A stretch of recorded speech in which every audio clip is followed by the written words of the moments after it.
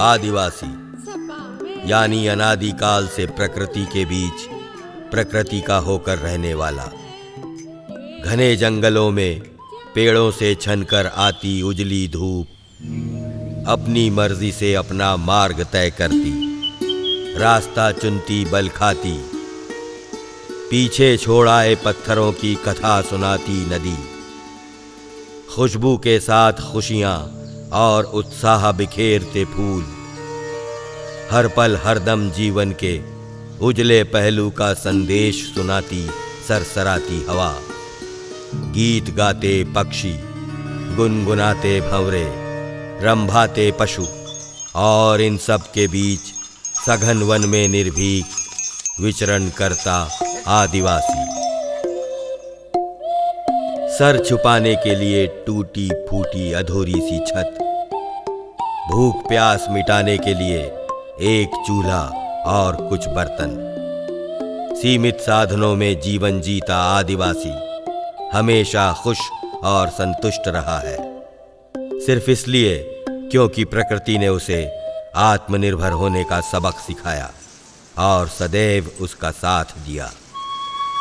इन शर्मीले आदिवासियों ने कलाकारों को हमेशा आकर्षित किया है, कवियों को नई उपमाएं दी, चित्रकार की तूलिकाओं को इठलाने के कई कई मौके दिए, मूर्तिकारों को पत्थरों में प्राण फूंकने की प्रेरणा, और सृजनशील रंगकर्मियों को दिया एक जादुई किंतु जीवंत संसार। प्रकृति के ऐसे ही खूबसूरत दृश्यों को अपने हृदय पटल पर अंकित करते भ्रमण पर निकले महाकवि कालिदास को भी तब यहाँ रहने वाले बेफिक्र और अलमस्त आदिवासियों ने अवश्य ही प्रेरित किया होगा। तभी तो राजा रानी, अप्सराओं और अभिजात्य वर्ग को अपनी कृतियों का विषय बनाने वाले इस महाकवि ने प्रकृति और उसकी गोद में बसने वाले इन आदिवासियों को अपने महाकाव्यों में स्थान दिया और अपने विषयों की तरह अमर कर दिया। अभिज्ञान शाकुंतलम में कण्व ऋषि के आश्रम से अपने पति दुष्यंत को मिलने निकली शकुंतला नहीं जानती थी कि ऋषि दुर्वासा के श्राप के कारण उसका पति उसे भूल चुका है, और जब दुष्यंत ने उसे पहचानने से इनकार कर दिया तो शकुंतला को याद आई दुष्यंत की दी हुई अंगूठी, और एहसास हुआ कि उसे तो खो चुकी है। वो मायूस होकर अपने भाग्य को कोसती हुई निकल गई। उसे क्या पता था कि भाग्य ने कैसे कैसे खेल रच रखे हैं। एकस्मिन् दिवसे खंडशो रोहित मत्स्यो एक दिन एक मछुआरे ने जब रोहित मछली का पेट काटा तो उसमें से निकली शकुंतला की अंगूठी, जिसे देख राजा के सैनिकों ने उस मछुआरे को पकड़ा और राजा के समक्ष प्रस्तुत कर दिया। मुंचत अयमस्यागम वृत्तान्तः। दुष्यंत पछताया और अपने सैनिकों को दौड़ाया शकुंतला की खोज में। उस आदिवासी ने दुष्यंत को श्राप मुक्त कर शकुंतला मिलन का मार्ग प्रशस्त कर दिया था, लाद दिया उसे पुरस्कारों से। महाराज की जय बोलता वो वनवासी खुशी से झूम उठा। इनके गीत संगीत, इनके नृत्य शुद्ध शास्त्रीय कसौटियों पर शायद खरे ना उतरे, लेकिन इस बात से फिर भी कोई इनकार नहीं कर सकता कि उनकी इस कला में भी अद्भुत आकर्षण है, दीवानगी है। परंपरा, रहन सहन, रीति रिवाज और सोच में हमसे जमीन आसमान का अंतर रखने वाले इन आदिवासियों में ऐसा क्या है जो हम इस कदर खिंचे चले जाते हैं। इनकी भावना, इनके अंतर के निर्मल निश्चल हृदय के उद्गार हैं ये गीत। जो संगीत और नृत्य में यूं झलकते हैं। ये उनके भीतर से निकली वो तरंगे हैं जो बिना किसी अवरोध के हमारे अंतस में उनके मन की बात, उनकी खुशी का इजहार कर जाती है।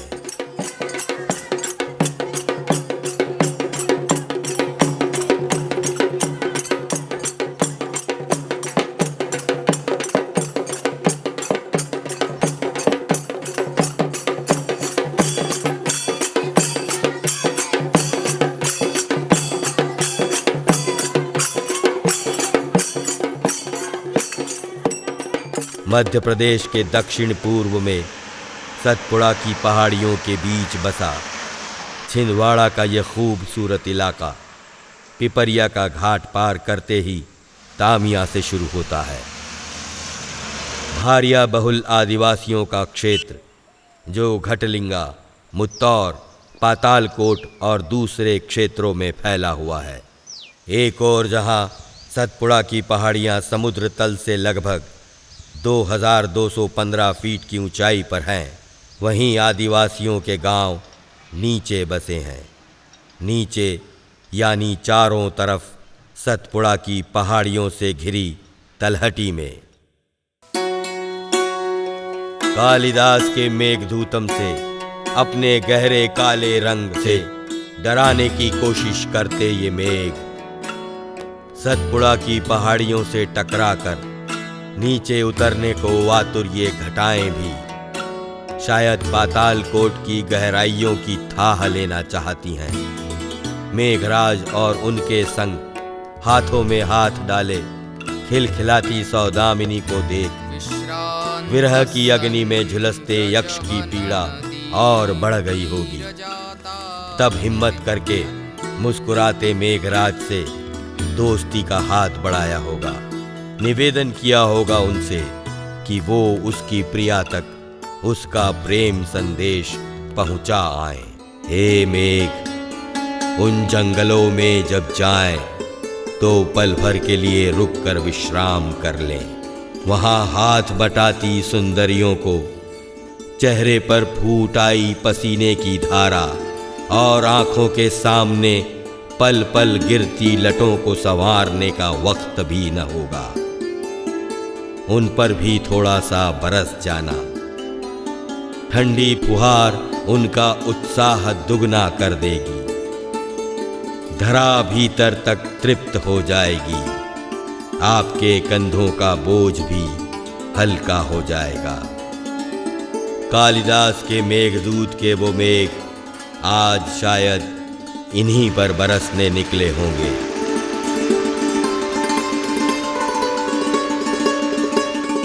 वो दूर दिख रहा गांव इतनी दूर है, लगता है जैसे सचमुच पाताल में है। इस पहाड़ की ऊंचाई से 2.5 किलोमीटर नीचे है ये पातालकोट। ऊबड़ खाबड़ पथरीले और फिसलन भरे रास्ते, मगर नीचे उतरने के साथ ही एहसास हो जाता है कि पाताल की नई परिभाषा गढ़ता ये संसार स्वर्ग को ही जमीन पर उतार लाया है। दूर दूर फैले घर, सब तरफ बिछा हरा कालीन, जगह इतनी बड़ी कि सबने बेफिक्र होकर इस स्वर्ग के हिस्से बांट लिए हैं। सबकी अपनी अपनी बाड़, नदी का अपना हिस्सा, अपने नाम का पानी और अपने खेत। पातालकोट का कुछ हिस्सा ऐसा है जिसकी गहराई समुद्र तल से भी नीचे है। इन वनों में वो पेड़ पौधे भी मिलेंगे जो जीव जंतुओं का भक्षण करते हैं, पिचर प्लांट्स। ये पौधे सिर्फ उन जगहों पर पाए जाते हैं जहां इंसान नहीं आते जाते। ये कुदरत का करिश्मा नहीं तो और क्या है कि इतना नीचे बसा होने के बावजूद यहाँ कभी बाढ़ नहीं आई, कभी किसी तालाब ने उफन कर नदी बनने की कोशिश नहीं की। कभी जमीन धंस भी जाती है, इनकी भी जमीन ऐसी ही घनघोर वर्षा में धंस गई। मगर प्रकृति के बीच रहने वाले ये आदिवासी निराश नहीं हैं। ये जानते हैं कि ये उनके जीवन का हिस्सा है। हय्यंगवीनमादाय मन में संतान की चाह और कुछ ऐसा ही विश्वास लेकर चले थे। रघुवंशम में राजा दिलीप अपनी पत्नी के साथ रास्ते में मिलने वालों से मार्ग में पड़ने वाले पेड़ पौधों का नाम जानते समझते, सफेद वस्त्रों में लिपटे पवित्र आस्था के रथ पर सवार दिलीप ने कब ऋषि आश्रम का रास्ता तय कर लिया, पता ही नहीं चला। वहां वनवासियों ने उनका स्वागत किया, रात में दुहे दूध के नवनीत से। अतिथि देवो भवः आदिकाल से परंपरा रही है हमारे देश की। स्वागत आज भी करते हैं आदिवासी, मगर बिना दूध की चाय से। कभी जिस देश में दूध दही की नदियां बहती थी, वहीं आज दूध से वंचित हैं ये लोग। ये काली चाय मन में कई कई सवाल उठाती है, पर बदलते वक्त के साथ बदला है परिवेश, सब बाल बच्चे ड्यूटी बनी चल दिए बाहर। बदली है जरूरतें और बदल गया है बाजार। सामान के बदले में सामान देने की परंपरा पीछे छूट गई। खेती लगा हुआ है। व्यापार में पैसों का शुमार हुआ और वक्त के साथ कदम बढ़ाते आदिवासियों ने भी बदला अपने को। जरूरत का दूध इस्तेमाल हो जाने के बाद अब बाकी का चला जाता है बाजार बिकने के लिए, उन रुपयों के लिए जो आज की ज़रूरत है। इसी ज़रूरत ने आज इन्हें पातालकोट से काम करने के लिए कंस्ट्रक्शन साइट्स पर भी भेज दिया है। आज सरकारी योजना ने इनमें से हर एक 5वीं पास को नौकरी दिलवा दी है। सहजम किल यद्विनिंदितम। शाकुंतलम में जब सैनिक आदिवासी मछुआरे को पकड़ लेते हैं और उसके मछली पालन कार्य की खिल्ली उड़ाते हैं, तो वो बहुत ही विनीत भाव से कहता है कि जो लोग सहज होते हैं वो कर्म त्याज्य नहीं होते। यद्यपि वो पशु मारने का दारुण कार्य करता है, मगर क्षत्रिय दयालु ही होता है। कर्म ही इनके लिए ईश्वर है। ये घंटियां किसी मंदिर की नहीं हैं, ये घंटियां तो गाय के गले में बज रही हैं, उन्हें अपना कर्म करने के लिए प्रेरित कर रही हैं। कर्मशील भी इतने कि सुबह 8 बजे पूरा का पूरा गांव खाली हो जाता है। पीछे रह जाती हैं दूध पीते बच्चों की माएँ या फिर वो बुजुर्ग जो अब काम नहीं कर सकते, मगर काम वो फिर भी करते हैं। शाम को माँ के घर लौटने तक घर के छोटे बच्चों की देखभाल इन्हीं के जिम्मे है। कर्म का सिद्धांत इन्होंने अपने माता पिता और पूर्वजों से विरासत में पाया है, तो निश्चित ही वे वंदनीय हैं, पूजनीय हैं। यहाँ जगह जगह मंदिर भले ही ना मिले, माता पिता और पूर्वज के सम्मान में ऐसे मंदिर अवश्य मिल जाएंगे। अगरबत्ती से उठता ये धुआं कर्मों के संस्कार की खुशबू फैला रहा है। हवा में तैर रही है पीले पीले महुए से उठती वो मस्त सुगंध, जिसने पूरे जंगल को अपने कब्जे में कर रखा है। प्रकृति में ही जब महुआ बिखरा पड़ा हो, तो क्या पेड़ पौधे, क्या पशु पक्षी, क्या इंसान। पातालकोट क्यों पड़ा?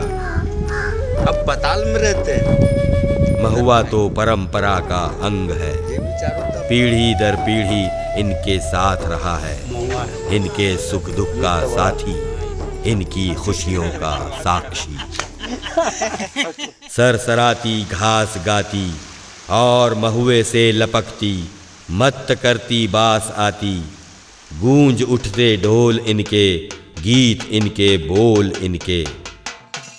दिन भर के काम से थके लोगों के गलों को तर करता हुआ जब ये अंदर तक जाकर इनकी आत्मा को तृप्त करता है तो रोम रोम खिल उठता है।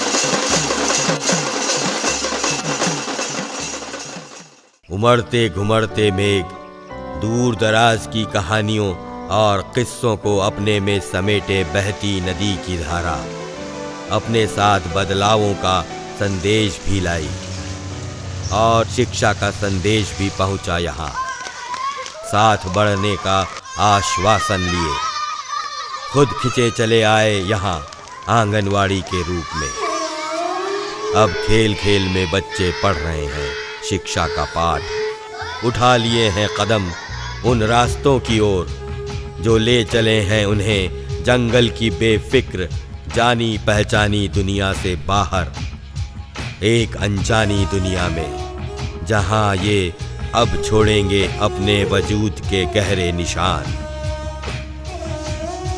माँ, बहन, अर्धांगिनी के रूप में अपना प्रेम बिखेरने की कला तो सीख ही ली है इस कच्ची उम्र में।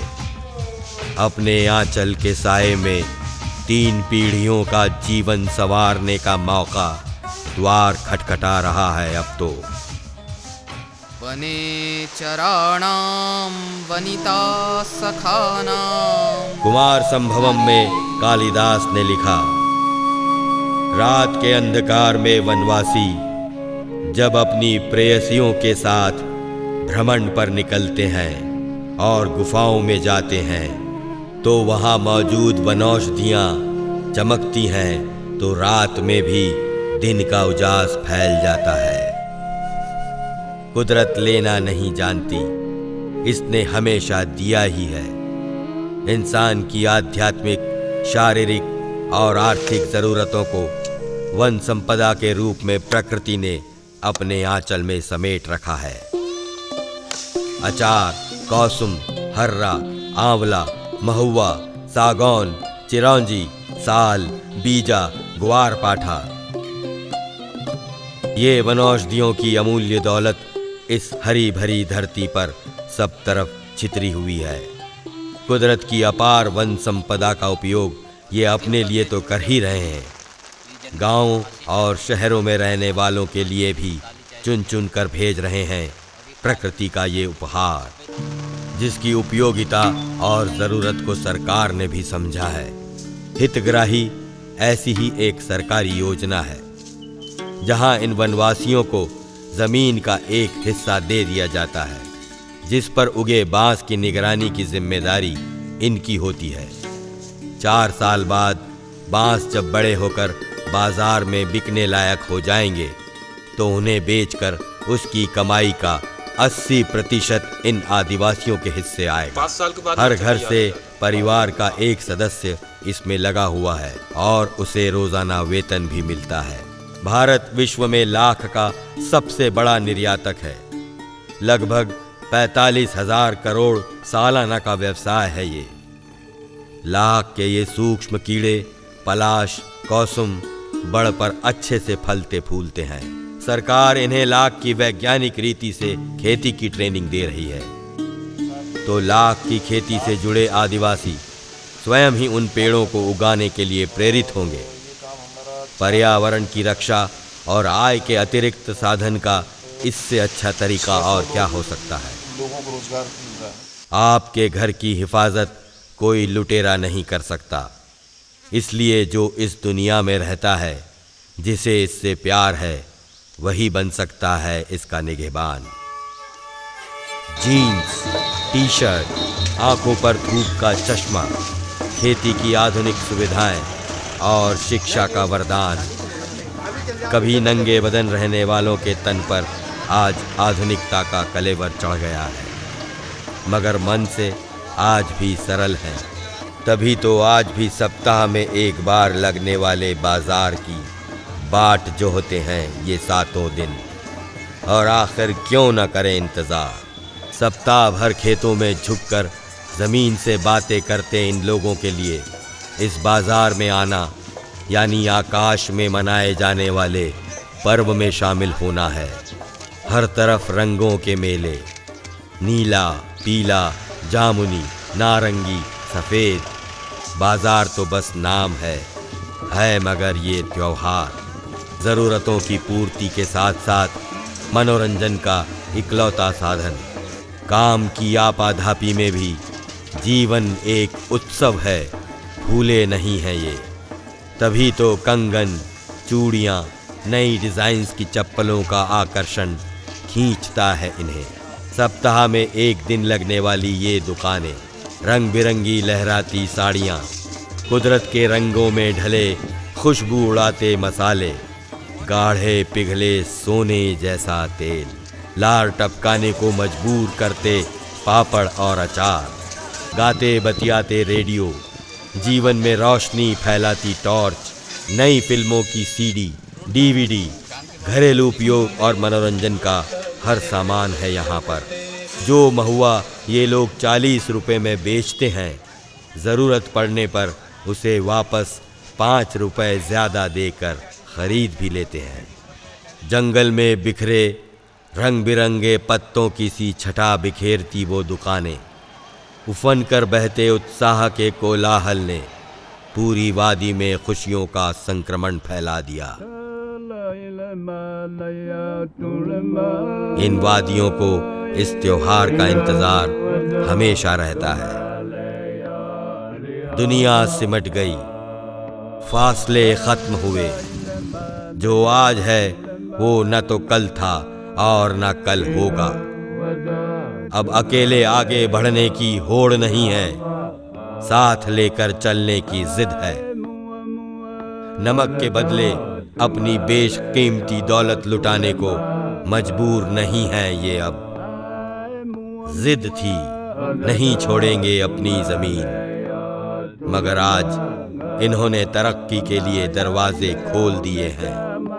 ये जानते हैं जो हो रहा है वो नया है, आधुनिक है, वो आने वाला कल है। परिवर्तन का चक्का घूम रहा है। यहाँ भी छोड़े उसने अपने निशान। उन निशानों पर खुले दिल से अपनी बाहें फैलाए चल पड़े हैं ये आदिवासी। मन करता है चलते चलते राह में महाकवि कालिदास मिल जाएं तो कहेंगे 2000 साल का फासला कुछ भी नहीं है। कल्पनाओं, किस्से, कहानियों के गैर ज़रूरी किरदार अब बीत गए।